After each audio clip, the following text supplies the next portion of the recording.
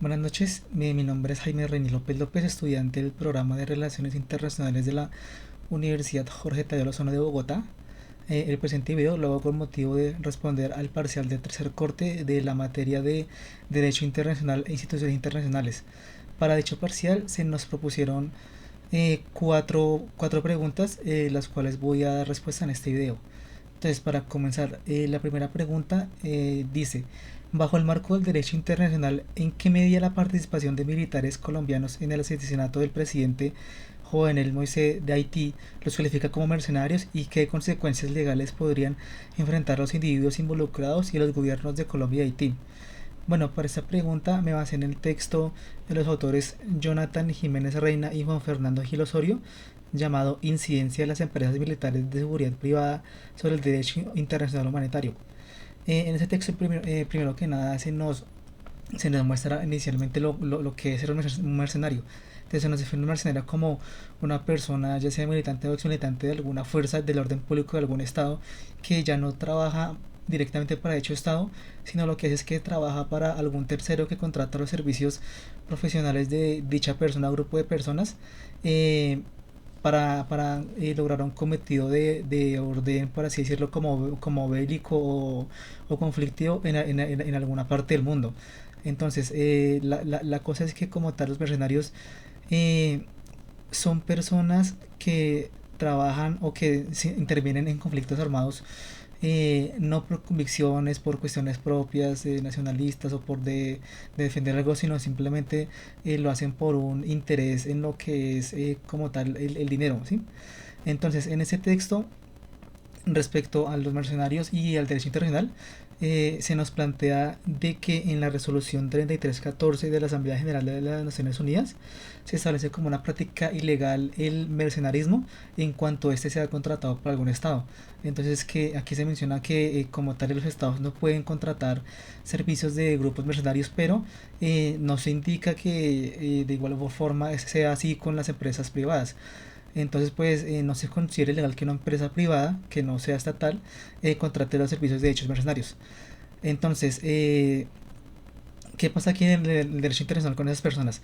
Según se sabe, en el asesinato de dicho presidente, los servicios de dicho grupo de mercenarios fue contratado por una empresa con sede en Miami, lo cual aquí nos da a entender que como tal, según el derecho internacional, esa empresa no llevó a cabo ningún tipo de delito, puesto que no es una empresa estatal ni funge como un estado ni nada. Y como tal, no hay un tipo como de penalidad, por así decirlo, para dicha empresa. Segundo que nada, respecto a los mercenarios, respecto al derecho internacional humanitario, se menciona que si una persona es mercenario y realiza actos bélicos en algún estado cualquiera del mundo, pierde como que su calidad de persona que se acoge o que es acogida por el derecho internacional humanitario. Entonces, ¿qué quiere decir esto? Las personas que sean militantes de grupos mercenarios y que hayan hecho actos violentos o conflictivos o bélicos algún lugar del mundo, ya no pueden ser considerados sujetos de derecho internacional. Ahora bien, ¿en qué punto ellos pueden ser considerados sujetos de derecho internacional? En el punto en el que si bien sean miembros de un conflicto, digo, que sean miembros de un grupo de mercenarios, no realice ninguna acción bélica en algún estado o territorio en el cual se dé un conflicto bélico y esa persona se ve afectada por dicho conflicto, entonces ahí sí esa persona puede ser acogida por el derecho internacional humanitario en calidad como de civil y de no combatiente, así como de prisionero de guerra. Pero a partir del escenario en el que dicha persona o un grupo de personas realizan actos conflictivos o bélicos en algún estado, pierden dicha acogida del derecho internacional y ya no pueden ser considerados como civiles, pierden la calidad de prisioneros de guerra, pierden prácticamente sus derechos porque en lo que respecta al derecho internacional, estos mercenarios no aparecen acogidos por dicho derecho y solamente se menciona, pero no se dice que tengan algún tipo de garantías con este tipo de derecho. Ahora bien, respecto a la parte de la pregunta que dice qué consecuencias legales podrán enfrentar los individuos involucrados, bueno, aquí prácticamente lo que pasa es que al no ser acogidos por ningún tipo de cuestión de justicia internacional o de derecho internacional monetario, esas personas se acogen a la justicia del lugar en el que sean apresadas por sus actos bélicos, ¿no? Entonces, en este caso, esas personas se tienen que abstener sí o sí a la justicia haitiana, los que hayan sido capturados en dicho país, y digamos no pueden como apelar como que al derecho de ser juzgados internacionalmente o de ser juzgados en su país o encarcelarlos o castigados en su país, puesto que esas personas ya perdieron todo tipo de garantías del derecho internacional, entonces ya no pueden ser ni prisioneros de guerra ni que porque con lo menos que sean que los juzguen en su país o que los extraditen, eso ya no es posible ya que ellos no son parte de ningún tipo de tratado o de consenso internacional respecto a ellos como personas miembros de grupos de mercenarios. Ahora bien, respecto a la relación entre los gobiernos de Colombia y Haití, pues aquí prácticamente esas personas al no tener como que un tipo de ligamento o que estén vinculados a algún tipo de institución estatal o que trabajen o que actúen bajo la protección del Estado de Colombia, no, no involucra ningún tipo de consecuencia negativa entre las relaciones de esos países, puesto que esas personas no están actuando eh, bajo lo que es el Estado de Colombia. Lo único que los liga a ellos con el Estado colombiano es el hecho de ser ciudadanos originarios de dicho país. Pero digamos ya el hecho de formar parte de un grupo de mercenarios, pues ya esas personas ya pierden todos sus nexos con el Estado colombiano y ya no pueden... sí, entonces como tal no habría ningún tipo de consecuencia negativa o ningún tipo de cuestión negativa para las relaciones diplomáticas entre Colombia y Haití. Ahora bien, pasando a la segunda pregunta que dice relaciona y debata la relación entre derecho ambiental desde lo local y lo internacional y derechos colectivos.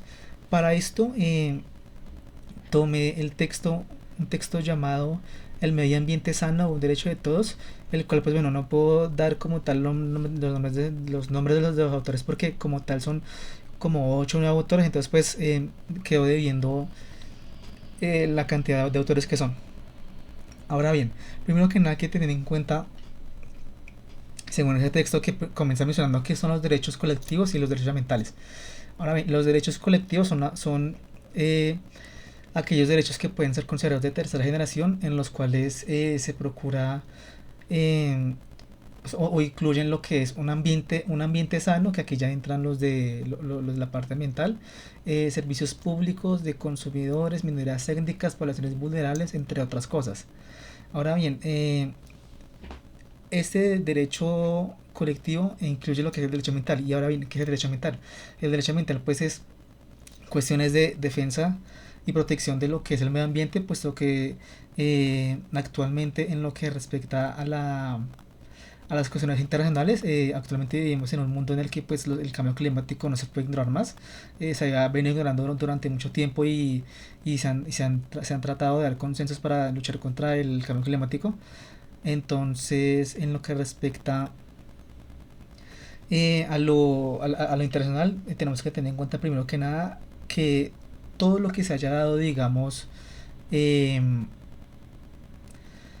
bueno, perdón, primero que nada, respecto a lo internacional, existen ciertos tratados o pactos o acuerdos en los cuales hay ciertos elementos que son obligatorios y otros no. Ahora bien, ¿por qué hay unos que son obligatorios y otros que no? Principalmente se busca que no todos son obligatorios, puesto que hay países que se negarían a la participación de dichos foros o convenciones ambientales por el hecho de verse obligados a realizar X o Y acción para cuestiones de medio ambiente. Entonces siempre es preferible que digamos un estado eh, así no se le obligue a realizar ciertas acciones, por lo menos esté presente y sea parte de dichos foros, consensos y tratados para que por lo menos haya una especie como de representatividad de dicho país y que dicho país no se quede como que tan apartado de la cuestión ambiental. Y los obligatorios pues ya son para otros tipos de países que voluntariamente acceden a ciertos protocolos para la protección del medio ambiente. Entre estos tenemos, por ejemplo, la Declaración de Estocolmo de Medio Ambiente Humano de 1972, en el cual obliga a garantizar un ambiente sano a las generaciones presentes y futuras. Entre los países que han firmado estos acuerdos se encuentra Colombia. Entonces Colombia, por ejemplo, sí está obligado a proteger lo que respecta a cuestiones ambientales. Ahora bien, teniendo en cuenta ya la parte de Colombia, vamos ya a la parte de lo local. Respecto a lo local, ¿cómo se los derechos colectivos y medioambientales? Bueno, respecto a esto, Colombia es un país en el cual influyen mucho este tipo de hechos. Es un país que tiene unas características especiales para esos tipos de derechos, puesto que, bueno, Colombia es un país con una de las mayores biodiversidades en el mundo.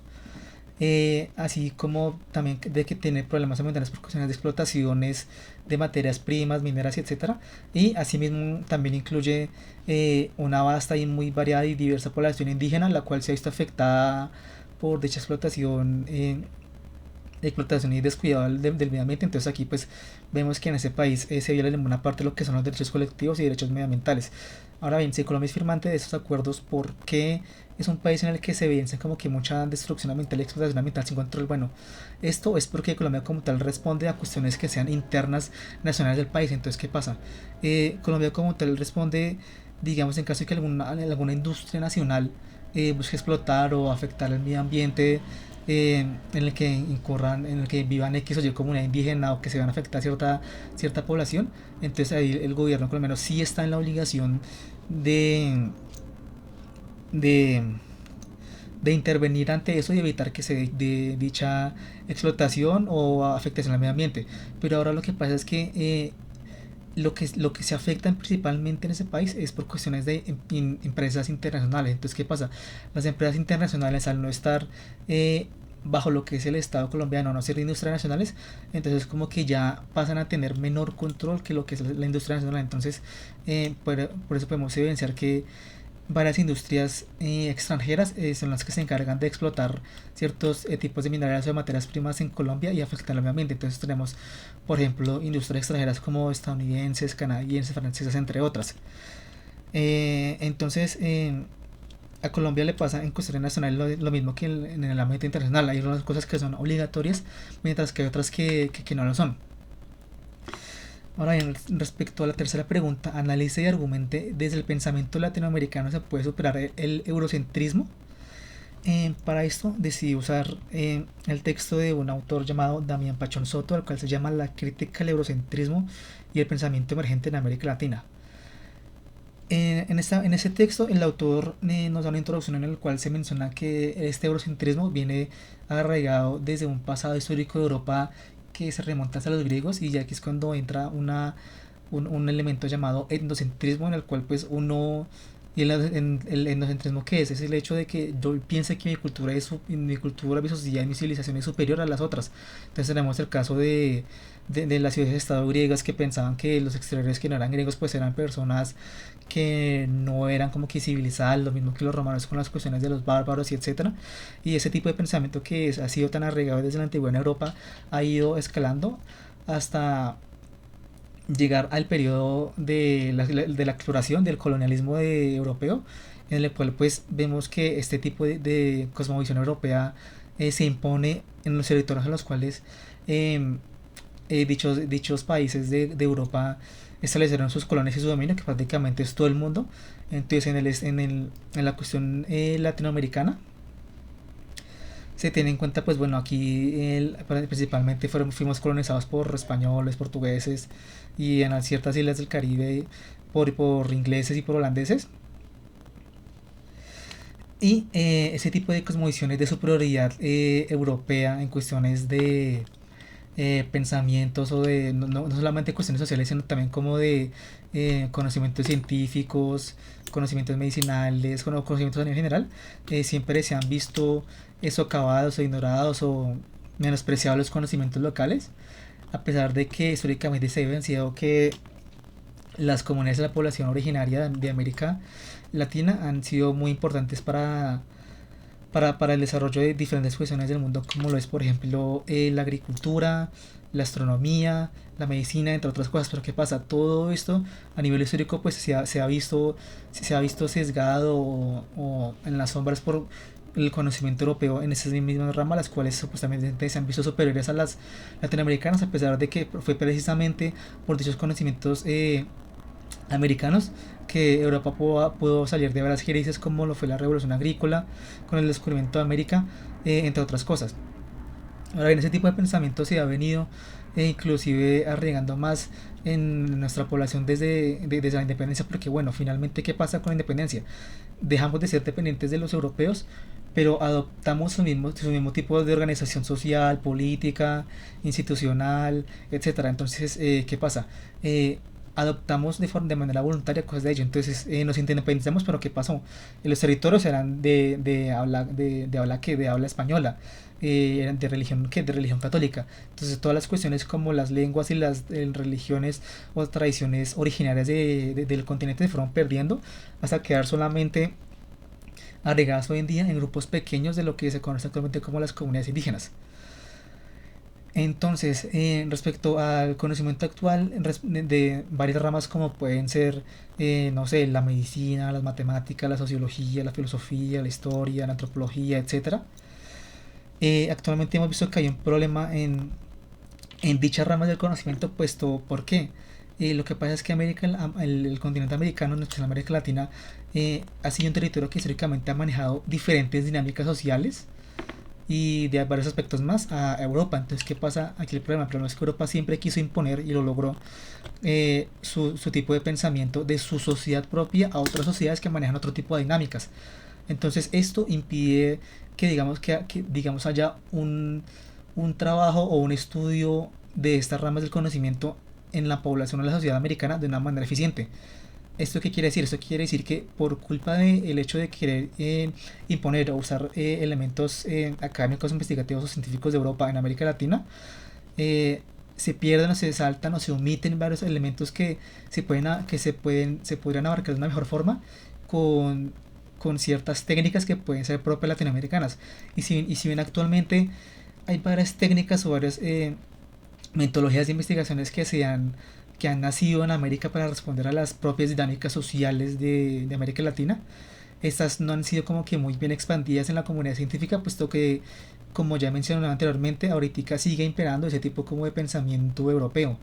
Entonces, lo ideal sería que con el paso del tiempo lograr evidenciar que los procesos y las técnicas de investigaciones y las metodologías creadas en este mismo continente para cuestiones y dinámicas sociales de este mismo continente pueden tener un mejor uso y dar mejores resultados que las cuestiones europeas. No digo con esto que las cuestiones europeas no sirvan para nada, sí sirven, pero para la misma sociedad europea. No podemos pretender utilizar un mismo modelo de estudio para diferentes sociedades como lo puede ser la americana, la africana, la asiática, etcétera. Cada una de esas sociedades debería tener su propio modelo para responder a las cuestiones o a las dudas que se presenten para dicha sociedad. Bueno, ahora finalmente respecto a la última pregunta, dice así: ¿en qué medida la Convención sobre la Eliminación de todas las formas de discriminación contra la mujer, CEDAW, ha contribuido al avance de los derechos de las mujeres en el ámbito internacional? Ahora bien, para esta pregunta utilicé el texto de... eh, perdón, se me perdió aquí.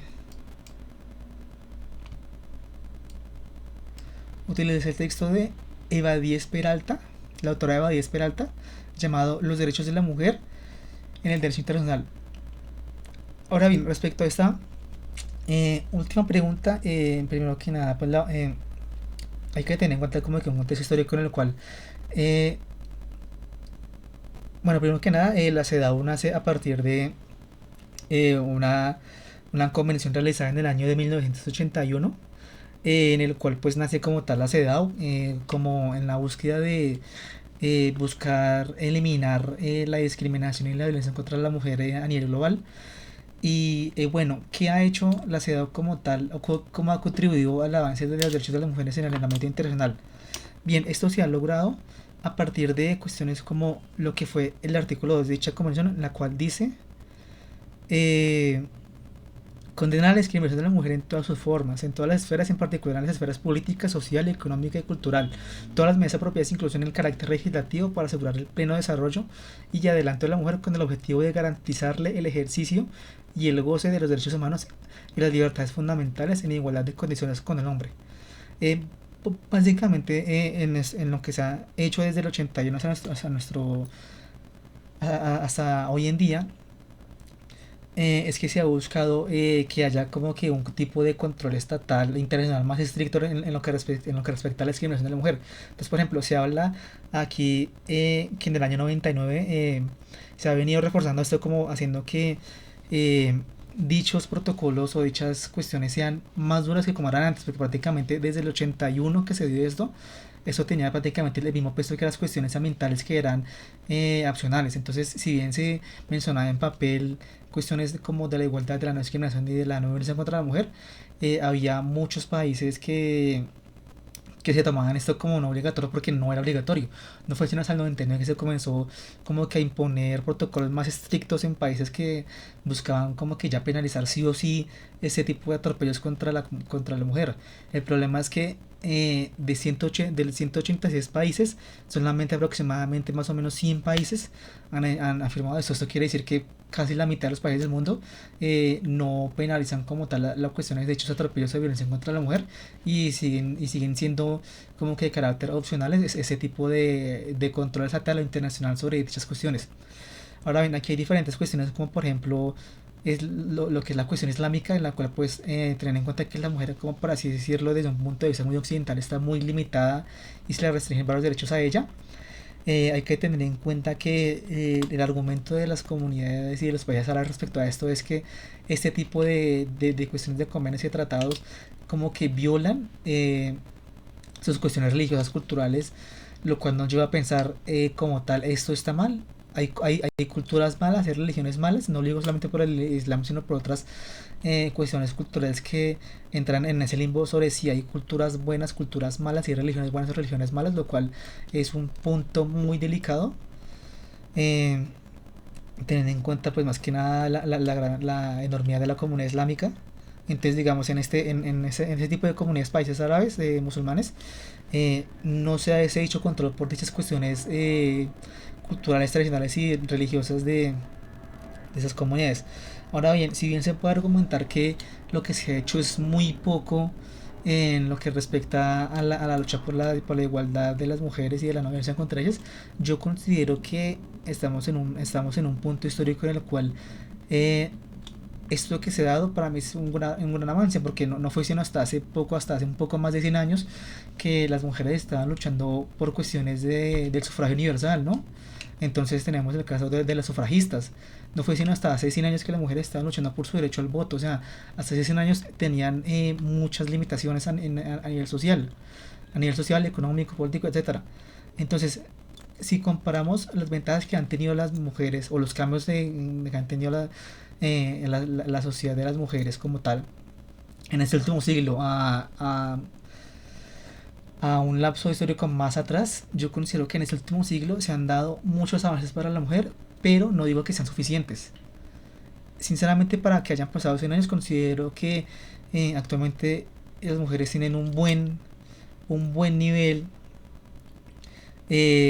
un buen nivel de que como que de estabilidad o bienestar social, de no discriminación en lo que respecta, digamos, a el tiempo que lleva, digamos, la lucha de la comunidad de las mujeres. Entonces, sinceramente, si bien se puede decir, y cualquiera está en su derecho de decirlo, que no se ha hecho casi nada o que la CEDAW casi no ha logrado nada con la lucha de las mujeres, yo sinceramente desde mi punto de vista personal considero que sí se ha hecho mucho avance y que se espero yo que en un futuro, digamos, ese tipo de discriminaciones y malos tratos contra la mujer vaya disminuyendo exponencialmente con el paso del tiempo. Bueno, esto sería todo por este video. Muchas gracias.